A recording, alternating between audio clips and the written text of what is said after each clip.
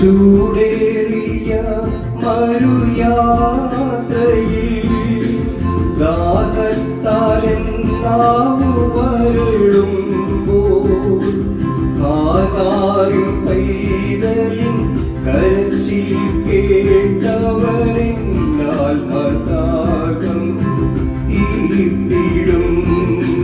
ചൂടേറിയ മരുയാത്രയിൽ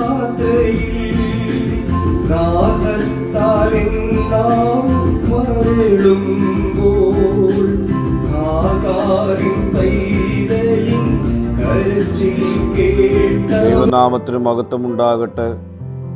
ഇന്നത്തെ പ്രഭാത ധ്യാനത്തിനായി 16-ാം സങ്കീർത്തനം 5-ാം വാക്യം.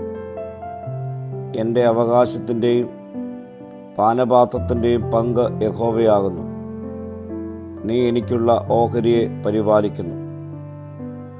അവകാശം, പങ്ക്, ഓഹരി എന്നീ വാക്കുകൾ കനാൻ നാട് ഇസ്രായേൽ ഗോത്രങ്ങൾക്കായി പങ്കിട്ട് കൊടുത്തതിനെ സൂചിപ്പിക്കുന്നു. പാനപാത്രം ആയുസ്സിൻ്റെ അനുഭവങ്ങളെ കുറിക്കുന്ന ഒരു ശൈലിയാണ്. കനാൻ നാട് കൈവശമാക്കി പങ്കിടുമ്പോൾ ലേവിയ ഗോത്രത്തിന് ഓഹരി നൽകിയില്ല. കാരണം അവർ ദൈവിക ശുശ്രൂഷയ്ക്കായി വേർതിരിക്കപ്പെട്ട ജനമാകിയാൽ അവരുടെ ഓഹരി യഹോവ ആകുന്നു എന്നുള്ളതായിരുന്നു. ദൈവത്തിൻ്റെ പ്രീതിയും കൂട്ടായ്മയാണ് നിലനിൽക്കുന്ന അവകാശവും ജീവിതത്തിൻ്റെ സന്തോഷവുമെന്ന് സങ്കീർത്തനക്കാരൻ ഈ വാക്യത്തിലൂടെ നമ്മെ ഓർമ്മിപ്പിക്കുന്നു. പ്രിയ സ്നേഹിതരെ, യഹോവ നമ്മുടെ ഓഹരിയായാൽ അവൻ നമ്മെ നിറയ്ക്കും.